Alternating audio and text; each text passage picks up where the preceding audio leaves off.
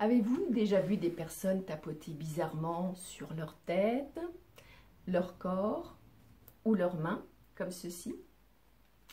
Peut-être le faites-vous déjà pour vous-même ou pour d'autres. Ces tapotements qu'on appelle tapping en anglais sont la caractéristique des méthodes psycho-énergétiques dont la plus connue est l'EFT, Emotional Freedom Techniques. Leur vocation est de libérer la charge émotionnelle négative grâce à l'activation de la circulation de l'énergie dans le corps. La technique dont je vais vous parler aujourd'hui est dérivée de l'EFT et s'appelle IEP, Intention Based Energy Process, processus énergétique basé sur l'intention ou plus simplement tapping intentionnel, créé par Steve Wells, coach australien. Bonjour et bienvenue pour cette nouvelle intervention sur le quart d'heure, #LQH, pour vous parler de tapping intentionnel. Je m'appelle Anne Leroy, j'exerce en tant que coach, praticienne et formatrice EFT en Alsace, près d'Aubernay, et j'accompagne les personnes en quête d'évolution dans leur vie privée et professionnelle. Et parmi mes outils, il y a le tapping intentionnel que je pratique aussi bien en séance individuelle que lors d'ateliers en groupe. Je vais maintenant vous en dire plus sur cette technique. Alors, tout d'abord, l'origine de la méthode. Commençons par le trait global. Donc, les techniques dites énergétiques découlent en tout premier de la médecine traditionnelle chinoise et de l'acupuncture qui ont établi le principe des méridiens et de l'énergie qui y circule, ainsi que des points d'acupuncture, puisque c'est sur ceux-ci que se font les tapotements. Roger Callahan a mis en évidence le lien entre des points d'acupuncture et les émotions et a développé la thérapie du champ mental. C'est ensuite Gary Craig qui s'en est inspiré pour créer l'EFT. Puis, après avoir collaboré avec Gary Craig, Steve Wells, psychologue de renommée internationale, coach en leadership et consultant en performance de Pointe à Perth en Australie, a développé le tapping intentionnel suite à la découverte du rôle fondamental de l'attachement à nos pensées qui, lui, provoque nos souffrances, comme le montrent les recherches de Byron Katie. C'est-à-dire que plus nous nous focalisons sur nos problèmes, plus nous y sommes attachés et plus nous souffrons. Alors, le principe du tapping intentionnel, donc l'IEP combine les tapotements avec des intentions spécifiques et précises. Celles-ci agissent comme des commandes des commandes qui sont données à notre inconscient afin de libérer les attachements émotionnels présents derrière nos difficultés et de rétablir ou de restaurer la circulation de l'énergie dans notre corps. Steve Wells nous dit que les attachements émotionnels sont le problème. Lorsque nous avons un problème, c'est généralement parce que nous avons développé ou créé un attachement émotionnel à quelque chose.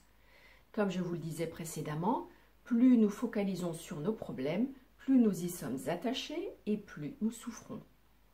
Supposons par exemple que vous n'aimiez pas parler en public, ce qui est une problématique très courante. Vous avez très probablement appris dans le passé à associer la peur à la prise de parole en public à la suite d'expériences négatives spécifiques. Au cours de celle-ci, vous avez appris que les présentations publiques sont une menace pour votre sécurité et conduisent au rejet. Par exemple, on se moquait de vous lorsque vous étiez enfant et que vous lisiez à haute voix en classe parce que vous trébuchiez sur les mots. Aujourd'hui, devenu adulte, le simple fait de penser à parler en public déclenche cette même réaction émotionnelle. Les sentiments douloureux de peur et de rejet peuvent être liés à la prise de parole en public et même au simple fait d'y penser. Votre esprit crée ces attachements émotionnels pour vous maintenir en sécurité. Vous avez souffert et votre inconscient a enregistré cette situation comme une menace. Il est donc constamment attentif à tout ce qui pourrait de nouveau vous conduire à des conséquences aussi désastreuses. Devenu adulte, l'éventualité d'avoir à prendre la parole en public déclenche alors la réaction de stress originelle et les sensations qui lui sont associées pour vous rappeler que cela ne va pas bien se passer. Cependant, ce ne sont pas vos pensées liées à la prise de parole en public qui sont la cause de votre souffrance. Ce sont les attachements émotionnels à ces pensées qui sont le véritable coupable. C'est le principe que développe Byron Katie, l'auteur de Aimer ce qui est, avec la méthode très connue qu'elle a appelée le travail.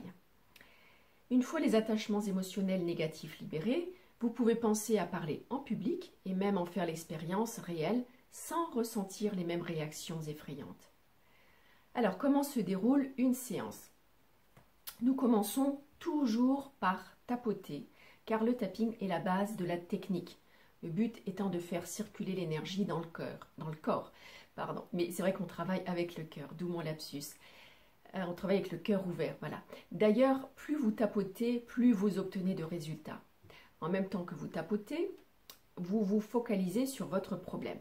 Puis, selon ce que vous observez en tapotant, que ce soit sur le plan physique, émotionnel, mental ou des souvenirs, vous répétez des énoncés d'intention spécifiques qui forment les bases de l'IEP, dont voici les deux principaux. Le premier, c'est « Je libère tous mes attachements émotionnels à » et je cite ensuite le problème ou l'image, le souvenir, la pensée, la croyance, un événement, une situation, une personne, etc. Et le deuxième énoncé est « Je rétablis le flux énergétique juste dans ou vers telle zone ou partie du corps ». L'IEP peut être utilisé pour libérer des attachements émotionnels aux traumatismes et aux blessures du passé, ainsi qu'aux fantasmes et projections futures. Ce qui est important pour beaucoup d'entre nous qui projetons l'échec, la morosité, la tristesse, etc. Grâce à la libération de ces attachements négatifs, nous retrouvons une plus grande quantité d'énergie, de disponibilité et de présence dans notre vie. Ce qui m'amène à vous parler maintenant des bénéfices de cette méthode. Alors, après avoir utilisé l'IEP, nous observons généralement non seulement que nous nous sentons mieux, mais également que nous voyons plus clair lors de la prise de décision et que nous pouvons accéder plus facilement à notre pouvoir personnel pour la réalisation de nos objectifs. De ce fait, l'IEP peut être un outil puissant nous permettant d'atteindre aussi bien des performances optimales que la guérison émotionnelle.